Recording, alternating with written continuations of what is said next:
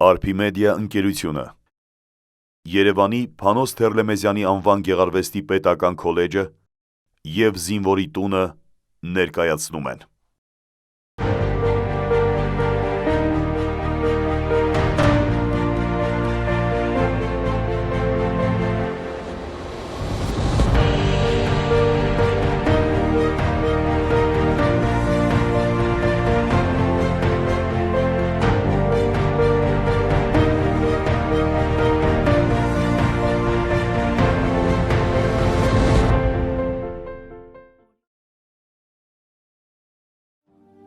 Ես Տիգրան Գրիգորյանն եմ, արվեստի պատմաբան եւ հայագետ, ներկայացնում եմ Փանոս Թերլեմեզյանի անվան արվեստի պետական քոլեջը։ Ուրախ եմ հյուրընկալվել ձեզ զինվորի տանը։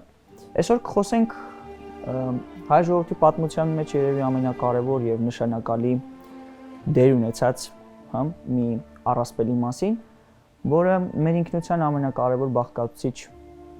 մասն է կազմում եւ ինչ որ առումով նաեւ մեր ինքնության հավաստիության խորհրդանիշն է։ Դա մեր ազգային էպոսն է կամ Սասունցի Դավիթը եւ այստեղ նկարներում տեսնում եք Երվանդ Քոչարի հանճարեղ գլուխգործոցը, որը ընդհանրապես հայ արվեստի եւ 20-րդ դարի եւ համաշխարհային արվեստի լավագույն զիարցաններից մեկն է։ Բայց քանի որ նյութը վերաբերում է ավելի շատ էպոսին կամ էպիկական պատմությանը, կուզենայի սրա մասին զրուցենք նախ եւ առաջ։ Ինչպես աշխարհում բոլոր ժողովուրդները, այնպես եւ հայերը ունեն իրենց ժողովրդական առասպելները, որոնք պատմական ինչ-որ հանգամանքների արդյունքում են ձևավորվել եւ ինչ-որ առումով ներկայացնում են վճռորոշ մի ժամանակաշրջան, որը էական նշանակություն է ունեցել տվյալ ժողովրդի ճակատագրում։ Հավանաբար գիտեք, որ աշխարհի բազմաթիվ ժողովուրդներ էպիկական ավանդապատումներ ունեն կամ էպիկական վեպեր ունեն, որոնք կոչվում են դյուցած ներգություններ կամ էպոսներ։ Օրինակ հույների համար դա Իլիականն է, վրացիների համար Ընձենավորը կամ Ամիրյանին, պարսիկների համար դա նշանավոր Շահնամեն է։ Մեզ հայերիս համար դա Սասունցի Դավիթն է, որը ներկայացնում է հայերի եւ արաբների միջև երկար տարիներ ձգվող արյունալի պատերազմները, որի վկայությունն է Սասունցի Դավիթը կամ Սասնա ծռեր էպոսը, որը 4 սերունդների, մեկ ընտանիքի կամ մեկ իշխանական տոհմի 4 սերունդների կյանքը ներկայացնող պատկերը, որտեղ մենք պատկերացում ենք կազմում հայ-արաբական, պատմական փոխառնչությունների մասին եւ նաեւ հայ ժողովրդի մղած հերոսական պայքարի մասին։ Գիտեք, մեր պատմությունը բազմաթիվ նման դրվագներ ունի եւ դրանցից ինչ որ մեկն առանձնացնելը դժվար կլինի, բայց Սասունցի Դավիթը զարմանալիորեն իր մեջ խտացնում է այդ ամբողջ դարերի հավաքական պայքարը։ Վեպը ծնունդ է առել արաբական արշավանքների ընթացքում, եւ դրա համար ժամանակագրական տարբեր կարծիքներ կան վեպի ստեղծման առիթով։ Եվ ըստ էության գիտնականների մի մասը հակված են ենթադրելու, որ դրա ստեղծման ժամանակաշրջանն ընդգրկում է 9-ից 10-րդ դարերը, 8-ից 10-րդ դարերը, տարբեր կարծիքներ են հնչում, եւ քանի որ վեպը դարերի ընթացքում հարստացել է, այսինքն բազմաթիվ պատմողներ են եղել, ովքեր հարստացրել են պատմությունը եւ վեպը գրվել է միայն 19-րդ դարում, այսինքն եթե Գարեգին Սրվանձետյանի այսպես համառ ջանքերը չլինեին եւ նրա մեծ ներդրումը չլիներ, մենք այսօր չէինք ունենալու Սասունցի Դավիթ, էպիկական պատմությունը։ Բայց ինչպես էին պատմում, ինչպես էր փոխանցվում այս պատմությունը, որը ներկայացնում է Սասնա ընտանիքի կամ Սասունցի Դավիթ այս ժողովրդական առասպելը։ Ուրեմն ստեղծվում էին օդաներ կամ ստեղծվում էին այսպես հատուկ պատմողներ կային կամ ասացողներ կային, որոնք ժառանգաբար կամ այսպես ժառանգորդության կարգով պատմում էին այդ պատմությունը եւ որոշ չափածո հատվածներ, այսինքն այն հատվածները, որոնք բանաստեղծական էին հնչում, այդ հատվածները սկսում էին երգել։ Եվ երբեմն մեծ տաղանդ եւ մեծ հիշողություն էր անհրաժեշտ այդ հսկայական պատմությունը ամբողջությամբ վերարտադրելու համար։ Այսինքն մենք գործ ունենք մի բանասացների դպրոցի հետ, որոնք դարեր շարունակ բերնեբերան փոխանցել են այս ավանդազրույցը։ Ըստ էության հայ ժողովրդի պատմության մեջ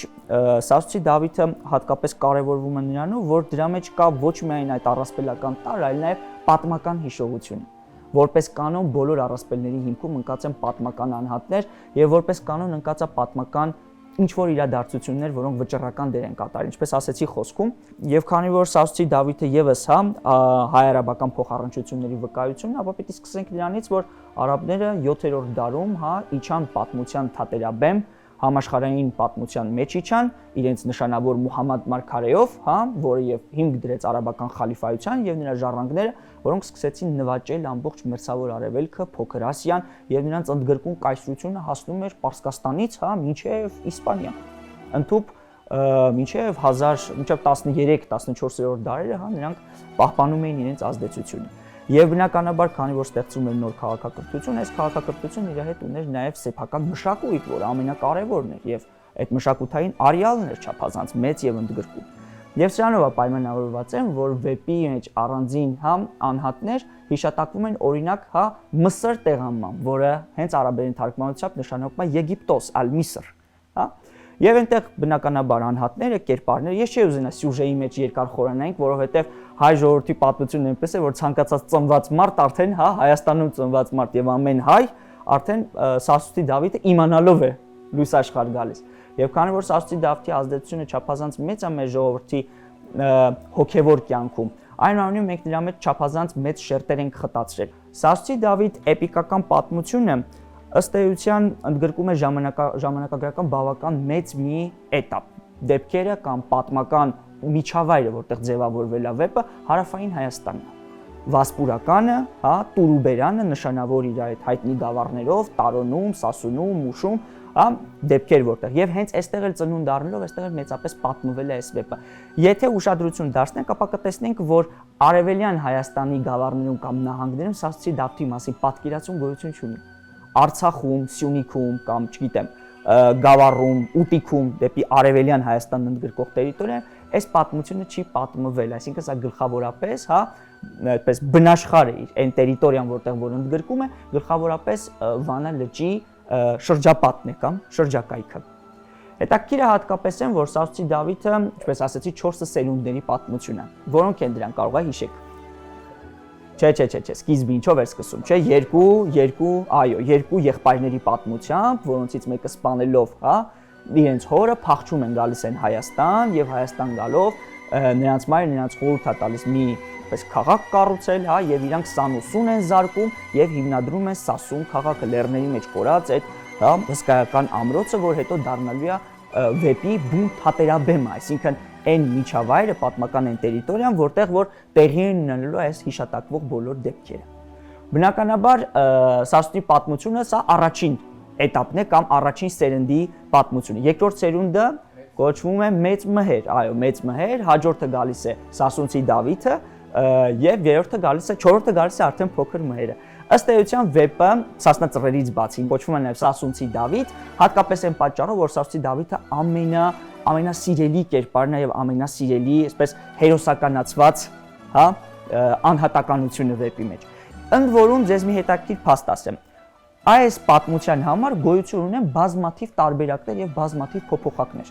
Առաջինը, ինչպես ասեցի, գրվել է դեռևս 1890-ական թվականներին Գարեգին Սրվանձտյանցի կողմից, որը մեծ գիտնական էր եւ մեծ հայագետ, բայց նրանից հետո վեպի պատմությունները կամ վեպի տարբերակները, փոփոխակները գրվել են նաեւ այսպես Մանուկ Աբեղյանի կողմից, հա, Կարապետ Մելիք Օհանջանյանի կողմից բազմաթիվ տարբերակներ մշակվել են ժամանակի ընթացքում եւ հետագայում էպոսի հազարամյակը նշելու կապակցությամբ վերջնական տարբերակ, այսպես կազմված Սասունցի Դավթի, մեզ արդեն այս 4-ը, հա, սերունդներով է հասել։ Բայց քանի որ վեպը պատմվել է բազմաթիվ բարբառներով եւ բազմաթիվ, այսպես հարստացված փոփոխակներով, մենք տեսնում ենք բազմաթիվ մանրամասներ։ Թեև այս պատումների միջև եղած տարբերությունը շատ մեծ չէ, դրանց հիմնական գծերը պահպանվում են, այսինքն հիմնական հերոսները առկա են, հիմնական դեպքերը առկա են, հիմնական անհատները կան, այնուամենայնիվ սրանց մեջ հետաքրքիր են այդ մանրամասները, որոնք մեզ պատկերացում են տալիս, թե տվյալ տերիտորիայում ավելի փոքր, հա, աշխարհագրական միջավայրում վեպի մասին ինչպիսի պատկերացում է ունեցել այս ժողովուրդը։ Եվ հատկապես Սասունի կերպարը Սրվանձտյանցի գրված տարբերակում, որը նա այդպես կրպոյից, եթե չեմ սխալվում, Բանասացի անունը կրպո էր, կրպոյից վերցնելու ժամանակ հենց պատումը սկսում է Սասունցի Դավթով։ Եվ սրանով է նաև պայմանավորված են, որ Սասունցի Դավթին է վիճակված այդ ամբողջ էպոսի, հա, պատվանունը կրելու պատասխանատվությունը, եթե կարելի է նաև այդպես ասել։ Սասունցի Դավիթը իբրև անհատ զարմանալի պատմական առաքելություններով է օժտված, հա, եթե հիշում ենք դրան։ նա ոչ միայն հերոսական կերպար է իր ծննդյան օրից, հիշում եք չէ, ինչպես ծնվեց մայրը հայրը պիտի երազ են տեսնում, հա, որ պիտի մի արու զավակ ունենան եւ այդ արու զավակը ծնվելուց հետո իրենք պիտի մահանան եւ Դավիթը պիտի ժառանգի այս ամբողջ հա տոհմական այդ իշխանությունը, տոհմիկ, հա, Սասունի իշխանությունը ինքը պիտի ժառանգի։ Եվ միևնույն ժամանակ հայ ժողովուրդը զարմանալիորեն Դավթի մեջ խտացրել է իր ամբողջ հավաքական հիշողությունը։ Զարմանալիորեն նրա մեջ կարելի է տեսնել հայ ժողովրդի բոլոր դրական կողմերը։ Հետաքրքիր է, Սասունցի Դավիթը այս առումով երևի այն բացարձակ կերպարներից է, հա, էպիկական կերպարին սա հատուկ երևույթ է, հա, էպոսի անհատը միշտ դրական է լինում։ Եվ Դավթի մեջ գրեթե այդ բացասական գծերը չկան։ Դավթի եւ միակ բացասական բանն է, որ նա միամիտ է, հա, եւ հենց այդ միամտության, հա, միամտության զոհն էլ դառնում է ինքը։ Եվ այս միամտությունը, դանդալոշությունը, հա, երբեմն այս պարզամտությունը, ուղղամտությունը, ճշտախոսությունը, այս բոլոր դրական, ինչ որ առումով նաեւ նրան խոցելի դարձնող բնութագրիչները, ինչ որ առումով նաեւ բնութագրում են հայ ժողովրդի եւ նրա վերաբերմունքը իր այս էպիկական գլխավոր կերպարին եւ հերոսին։ Եվ միևնույն ժամանակ Սասունցի Դավթի մեջ կարելի է տեսնել այդ խտացրած ուժը, հա, ազգային հայրենասիրական ոգին, որ իր մեջ կրում է Դավթի այդ վիթխարի անհատականությունը։ Եվ իզուր չի, որ Քոչարի այս ստեղծագործության մեջ մենք կարող ենք տեսնել, հա, այդ հախուռն, հա, հզոր պատմական այն հզոր լիցքը, որը տանում է իր մեջ։ Հələ մի հատ դեմքին նայեք, երբ որ դուք դեմքին նայում եք, միանգամից կզգաք, հա, այդ պատմական, հա, ցասումը, հա, այդ կուտակված ահռելի ուժը, որը նրան մղում է հերոսության։ Հասկանում եք, հերոսություն անելու համար միայն խելացի լինելը քիչ է։ Հերոսություն անելու համար դուք ձեր սեփական օրինակներով գիտեք, նաև պետք է մի փոքր գիժ լինել։ Եվ եթե գիժ չես, ուրեմն հերոսության պատրաստ չես։ Եվ Դավիթը իր մեջ տանում է այդ հերոսական ուժը։ Եվ ինչ որ առումով յուրաքանչյուր, հա, պատերազմի մարտիկի մեջ,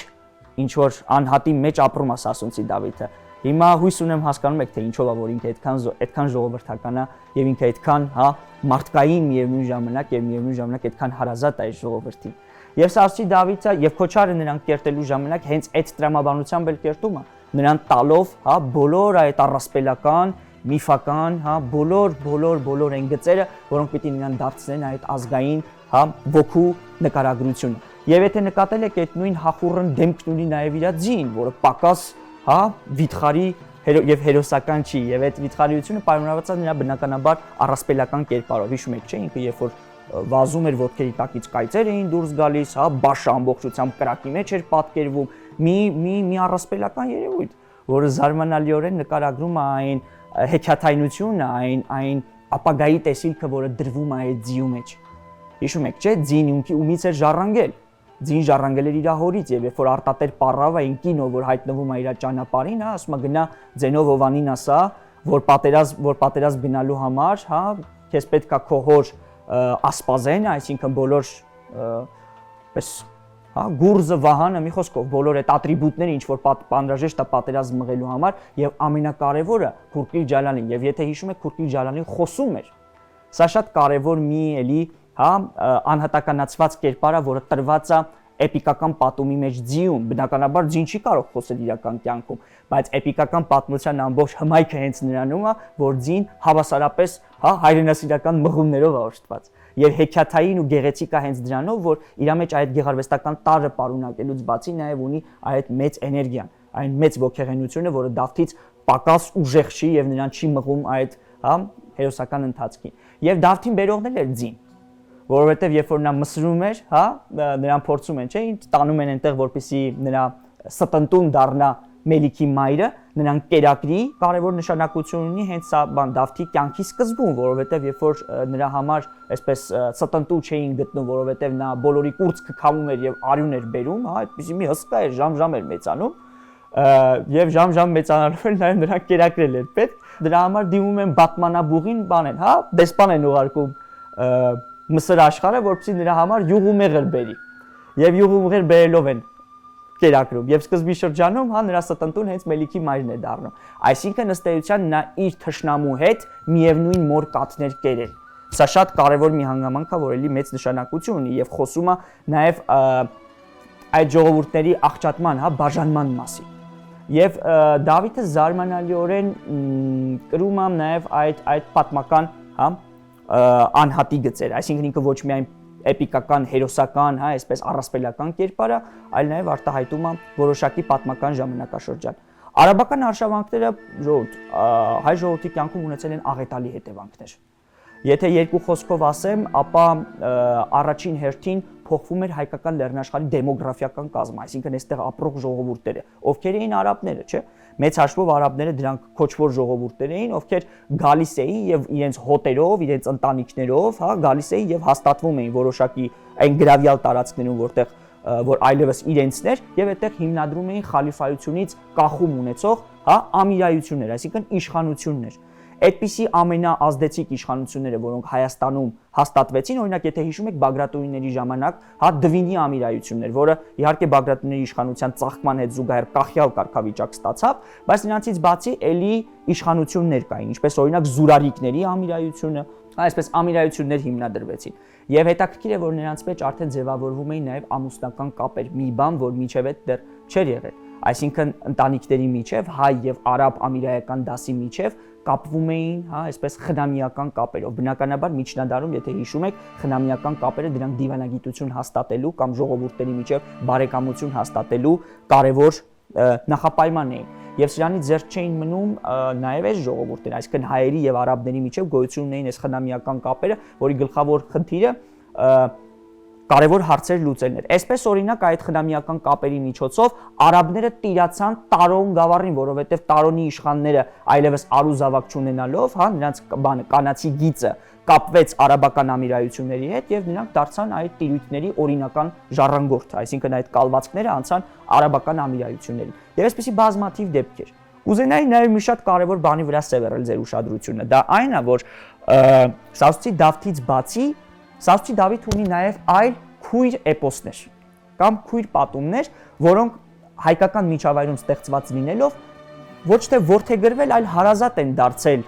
մեծ շրջապատող ժողովուրդներին եւ ինչ որ առումով կառուցում են Սասուցի Դավթի կամ այս տեսակ վիպական պատումի ամբողջական գաղափարը։ Այսինքն Սասուցի Դավիթը միակը չի, որ այդ նույն սյուժետային գծով է զարգանում եւ բոլորովին միակը չի ամբողջ այս մերձավոր արևելքում եւ Փոքր Ասիայի, հա, թերակղզում։ Սրան շատ նման է մեզ հետ պատմականորեն կապված բյուզանդական էպոսը, որը կոչվում էր Դիգենիս Ակրիտաս կամ Վասիլ Դիգենիս Ակրիտաս։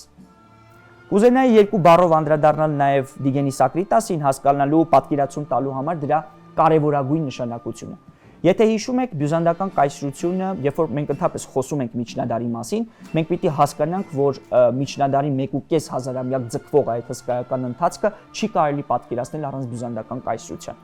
Եթե նայենք ամբողջ միջնադարի պատմաշրջանը, ապա կարող ենք տեսնել, որ այդտեղ ձևավորվեցին երկու հզոր կայսրություններ, դա արաբական խալիֆայություններ եւ երրորդ դարում հիմնադրված, հա, 4-րդ դարում հիմնադրված բյուզանդական պետությունը, որը ձգվեց մինչև 1453 թվականը, երբ որ մինչև թուրքերը գրավեցին Կոստանդնուպոլիս, այսինքն հսկայական եւ տևական մի ժամանակաշրջան։ Բյուզանդական կայսրությունը բոլորովին հունական կայսրություն չէր, ինչպես հաճախ հիմա գիտնականները փորձում են ներկայացնել կամ ինչպես առաջ փորձում էին ներկայացնել, որովհետև մենք գործ ունենք բազմազգ, բազմալեզու, խայտաբղետ բնակչություն ունեցող մի երկրի հետ, որտեղ վճռական դեր ունեին ոչ միայն հույները, այլ նաև հայերը եւ բազմաթիվ այլ ժողովուրդներ։ Բայց այստեղ կարևորվում է հատկապես հայերի եւ հույների դերը նրանով, որ այստեղ մեծ նշանակություն ունեին ոչ միայն հույները, այլ նաև հայերը։ Կհարցնեք ինչու, կպատասխանեմ, որովհետև հայերը կազմում էին բյուզանդական ռազմական էլիտայի կամ զինվորական դասի ամենափայլուն եւ ամենակարկառուն, այսպես շերտը, որովհետև նրանք էին տալիս եւ ըստ էության հայերից էին սերում բոլոր այն ազդեցիկ ընտանիքները, որոնք զորահրամանատարներ էին եւ որոնք կազմում էին բյուզանդական կայսրության կենթանի զինված ուժերի կամ ռազմական ուժի ամենագործուն մասը։ Մենք միայն բյուզանդական գահին տվել ենք 4-5-ից ավելի կայսրեր, մի ամբողջ թագավորական դինաստիա, այսինքն հայերի ազդեցությունը այնքան մեծ էր եւ այնքան հսկայական էր, որ բյուզանդական կամ հույն պատմագիրները այդ ժամանակաշրջանի թեր եւ կողմ կարծիքները, հա, եթե մի կողմ թողնենք, ապա կտեսնենք, որ այդ աղբյուրները հայերի մասին չափազանց բազմախոս են։ Եվ իհարկե սրանց մեջ մի զարմանալի, հա, պատմության մեջ մի ինքնատիպ կերպար կա, որը հատկապես գրավում է մեր ուշադրությունը եւ համաշխարհային գիտության համար մինչեւ այժմ չի կորցնում իր հետաքրքրությունը։ Դա բնականաբար Բարսեղ մեծն է հայկական աղբյուրներում հիշատակվող կամ ինչպես հույներն են ասում Վասիլ առաջին Մակեդոնյանը։ Ով էր այս Վասիլ առաջին Մակեդոնյանը եւ թապես ինչ կապ ունի էպոսի հետ։ Ինչ ընդհանուր աղերսներ ունեն սրանք իրար հետ։ Վասիլը ծագումով հայ էր։ Նրա ընտանիքի անդամները գաղթվել էին կամ նրանց այսպես տեղահան էին արել եւ տարել էին դեպի Թրակիա, որը գտնվում է Ստամբուլի մոտերքում, ժամանակակից տերիտորիա, եթե Թուրքիայի եվրոպական մասում, հա, Թրակիա թերակղզում, եւ այստեղ բնակվելու ընթացքում, հա, նրա ընտանիքը, որը այսպես բավական լուրջ, հա, այսպես արիստոկրատական ծագում, գոնե նա փորձում էր իրեն այդպիսի, հա, կենսագրություն վիճարկել, որտեղ միջնադարի համար դա շատ կարևոր նշանակություն էր, մի ընտանիք էր, որից սերում էր Վասիլը։ Եվ զարմանալի է, որ նրա ծագման եւ կյանքի հետ կապված բազմաթիվ առասպելական դրվագներ կան։ Իր պապու պատմությունը, իր պապի կյանքը շարադրել է Կոնստանտին Ծիրանացին կայսրը, որը նկարագրում է Վասիլին որպես այդպիսի առասպելական եւ էպիկական մի հերոսի, որը աստվածային իշխանությամբ օժտված բասիլևս էր եւ շատ այսպես բնական ճանապարհով եկավ իշխանության։ Իհարկե, պետք է միամիտ լինել հավատալու համար Կոնստանտին Ծիրանացին կայսր վկայություններին եւ պապու կենսագրությունը սրբագրելու, հա, նրա ներքին մղմանը, որովհետեւ երբ որ մենք խոսում ենք բյուզանդական արքունիքի համար, առաջին բանը, որ սևեռում է մեր ուշադրությունը իր վրա, բնականաբար խարդավանքներն են։ Եվ բոլոր այն քաղաքական պայքարը, խախուրն, հա, ընթացքը, պալատական այն բուրըն, այսպես ինտրիգները, որի միջոցով որևէ մեկը կարող էր հասնել իշխանության։ Եվ Վասիլին վիճակված էր լինելու այդ կերպարը, որը կայսերասպան լինելով, Միքայել կայսերսպանության միջոցով հասավ իշխանության, եւ քիչը հասավ իշխանության, մի բան էլ ամենադաժան կերպով հաշվեհարդար տեսավ իր քաղաքական հակառակորդների հետ եւ հիմնադրեց հայկական արքայատոպ։ Մի բան, որը բյուզանդացի պատմաբանները, պատմագիրները որպես այդպեսին շատ հակասական կերպով են ընկալում։ Բայց այն, որ Վասիլը վիթխարի ազդեցություն է ունեցել բյուզանդական կայսրության վրա եւ նրա բյուզանդական կայսրության երկրորդ ոսկեդարը Հուստինիանոսից հետո վիճարկում է Վասիլին, հենց այդ հախուռն ուժեղ, հա, պատերազմներում փորձ ունեցող, պատերազմներում կոփված անհատականությամբ պայմանավորված։ Հավանաբար լսած կլինեք միջնադարյան նշանավոր աղանդների մասին, որոնք ուղղակի մերժում էին այն կառուցակարգերը, որոնք քրիստոնեական եկեղեցու համար ուղղակի դոգմատիկ բնույթ ունեին։ Դրանք Պավլիկյաններն էին։ Պավլիկյանները շատ կարևոր դեր կատարեցին միջնադարում ոչ միայն կրոնական ռեֆորմների առումով կամ կրոնական նորամուծությունների առումով, ինչ որ իրանք փորձում էին մեկնաբանել քրիստոնեությունը, այլ մի շատ կարևոր քաղաքական հոսանք բերեցին, որը հետագայում անցնելով Արևմտյան Եվրոպա եւ Հարավային Եվրոպա ծնունդ տվեց բոգոմիլների նշանավոր ապստամբությանը։ Մի երևույթ, որը Եվրոպայի պատմության մեջ շատ վճռորոշ, քաղաքական պատմության մեջ շատ վճռորոշ դեր խաղաց։ Ովքեր էին Պավլիկյանները։ Եթե հիշում եք պատմությունից, կհիշեք նաև, որ Պավլիկյանները գրեթե հայկական միջավայրում կամ ամբողջովին հայկական ծագում ունեցող անհատներ էին կամ ապստամբներ էին, խռովարարներ էին, հա, որոնք դուրս գալով եկեղեցու դեմ, ուղղակի փորձում էին ոչ միայն անկախություն ձեռք բերել կրոնական իմաստով, այլ նաև հասան քաղաքական իշխանության։ Եւ հալածվելով թե բյուզանդացիների կողմից, թե արևելքում հայերի կողմից, եկան եւ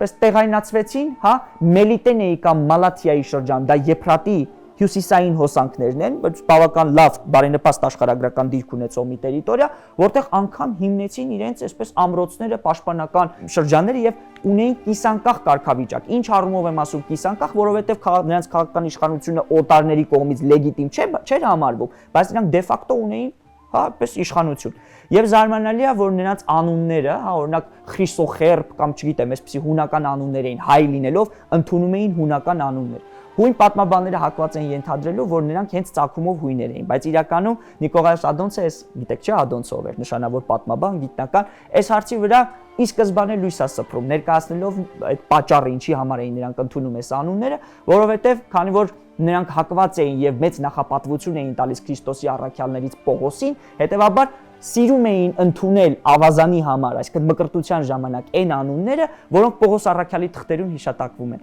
Եվ իզուր չի, որ նրանց հիմնադրած քաղաքներն էլ անվանապես համընկնում են Պողոս առաքյալի թղթերում հիշատակվող, հա, կամ նամակներում հիշատակվող այդ անունների հետ։ Եվ օրինակ Սպաթիա անունը, հա, օրինակ չգիտեմ, Տեֆրիկիա անունը, այս բոլոր անունները շատ կարևոր նշանակություն են եւ բանալին են հասկանալու համար, հա, պատմության ընթացքը։ Եվ բնականաբար Վասիլի ամենակարևոր խնդիրը պիտի լիներ իբրև ազգությամբ հայ կայսր, հա, իմիջիայլոց հետաքրքիր է որ միջնադարում էթնիկության զգացողություն չկա։ Մարդիկ իրար բաժանում էին կրոններով։ Մի խոսքով, դառնալով Վասիլի խնդրին, հա, եւ Վասիլի ամենակարևոր հիմնախնդիրը պիտի լիներ իր հարավում այս հակառակորդներին ճնշելը եւ ոչնչացնելը։ Բնականաբար, եւ քանի որ աղանդավորների դեմ մղվող պատերազմները բավական, այսպես դաժան բնույթ էին կրում, դեպս կարելի է տեսնել նաեւ Դիգենիսի կերպարի հիմքում ընկած այդ Վասիլի նախատիպը։ Դիգենիս Ակրիտաս կոչվում է երկածին պահնորդ։ Դիգենիսները, Ակրիտասները նրանք էին, ովքեր հույների սահմանապահ զորքերն էին ղեկավարում, ակրիտները դրանք են զորամիավորում, որ սահմանապահ զորքեր լինեին։ Հսկում էին ամբողջ այդ աշխարհագրական գոտին, որը արևելյան սահմաններն էր։ Եվ Դիգենիսը ժողովրդական հույների մոտ, հա, նույն դերակատարումն ունի, ինչ որ մեզ համար Սասունցի Դավիթը։ Նույն կերպարը, նույն հերոսականությամբ օժտված, գրեթե կյանքի միևնույն պատմությունն ունեցած, հա, նույն երկածինը, որովհետև ծնվել էր, հա, քրիստոնյա մորից եւ արաբ հորից, եւ միևնույն ժամանակ Դիգենիսի կերպարը առանցքային էր նրանով, որ նրա պատմության, այսինքն ասպարեզը, գործողությունների թատերաբեմը, որտեղ որ նա կյանքի էր կոչում իր այդ հերոսական ընթացքը, գլխավորապես հայկական միջավայրն են ընդգրկում։ Այսինքն արաբական միջագետքից հյուսիս, հա, Փոքր Ասիայից արևելք, բուն Հայաստանից հարավ եւ հարավ-արևելք։ Այսինքն ընկնում է Հուստինիանոսի ժամանակաշրջանի, եթե բաժանումը նայենք, երկրորդ, չորրորդ եւ առաջին հայքերը։ Հիշում եք, չէ՞, Հուստինիանոսը երկիրը բաժանեց մասերի, որպեսզի կարողանա այդ իշխանությունը, հա, աղճատի եւ իր համար ավելի կառավարելի հատվածներ ստեղծի։ Բնականաբար Դիգենիսի պատմությունը ունի նաեւ գեղարվեստական կողմ եւ հագեցած է բազմաթիվ արմենիզմներով կամ հայկական հայկաբանություններով, հայաբանություններով։ Այդտեղ հիշատակվող տարբեր ձևակերպումներ կան, որոնք հույն պատմիչների կողմից ուղղակի անհասկանալի է։ Դիգենիսի պատմական միջուկը կամ պատմական հիմքում հիշատակվող բոլոր կերպարները կրկին ազգությամբ հայեր են։ Սա եւս շատ հետաքրքիր երևույթ է, որովհետեւ հիշատակվող բոլոր այդ կերպարները, օրինակ Ռոմանոս Լեկապենոս կայսրը, որը ծագումով հայ էր, հա? Օրինակ Դուկասների ընտանիքը, որոնք ծագումով հայեր էին, հա, Դուկասներ, որոնք տրված էր իբրև պատվանուն եւ իբրև տիտղոս այդ, հա, բյուզանդական արիստոկրատիային։ Ինչով էր սա պայմանավորված։ Եթե հիշում եք Հայաստանի առաջին բաժանումից հետո, հա, 387 թվականին բաժանումից հետո սկսեց իշխանական ընտանիքների գաղթ դեպի բյուզանդական կայսրություն, որովհետև պարսիկների կողմից ճնշվում էին եւ քանի որ երկիրն էլ բաժանված էր, հետեւաբար նրանց համար ավելի լավ պայմաններ էին ստեղծում, նրանց քաջությունն ավելի լավ գնահատում էին բնականաբար կայսրության սահմաններում։ Եվ սրանք թողնելով իրենց կալվածքները, մի մասն էլ կայսրության բռնի ճնշման ներքո, հա, ուղղակի ազդեցության հետևանքով թողնում էին իրենց իշխանություններն ու կալվածները եւ գնում էին բյուզանդական արքունիք իրենց բախտը որոնելու։ Եվ այնտեղ բնականաբար ստանում էին, հա, մեծ պես առաջնայնություն։ Եվ իզուր չի, որ ինչպես ասեցի, հա, բյուզանդական կայսրության ամբողջ ռազմական էլիտայի մեծ մասը ուղղակի ձևավորված էր հայերից։ Այստեղ հսկայական դեր ունեին ամատունիները, մամիկոնյանները, մակեդոնյանները, որոնք կրկին ծագումով հայեր էին։ Այսպես ուղիղ հիշատակությամբ, եթե մնացածները այսպես արմատների մեջ չխորանանք, միայն 5 ծագումով մաքուր հայ կայսր է հիշատակվում։ Հիմա հասկանում եք ինչքանով է կարևոր այն դիտելիքը, այն կարողությունը, հա, որը որ մենք պիտի ունենանք բյուզանդական կայսրության մասին։ Եվ հա, բերելով այս տրամաբանությանը իբրև քույր էպոս ներկայացնելու համար, մենք պիտի հասկանանք, որ սրանց միջև պատումների նմանությունը երբեմն ուղղակի հայելային արտացոլանքի է նման։ Եվ սրանց միջև այդ եղած նմանությունները բազմաթիվ գիտնականներ են տեսել եւ նրանք հիմա էլ, հա, այժմ էլ մեր ուշադրությունը սևեռում են այս հարցի վրա, որպեսզի տեսնենք, որ ոչ միայն Սասունցի Դավիթը ունենք, որը ծագումով, հա, բուն, բնիկ, հայկական, այսպես էթնիկ մեր էպոսն է, այլ նաև ունենք Դիգենիս Ակրիտասը, իդեմս Դիգենիս Ակրիտասի ունենք կրկին հայկական ծագում ունեցող մի էպիկական պատմության, որը բյուզանդական կայսրության եւ հույն ժողովրդի համար նույն նշանակությունն ունի, ինչ որ Սասունցի Դավիթը հայ ժողովրդի համար։ Թերևս այսքանը։ Ուրախ էի, որ լսեցիք, հաճելի էր ինձ, հաջողություն։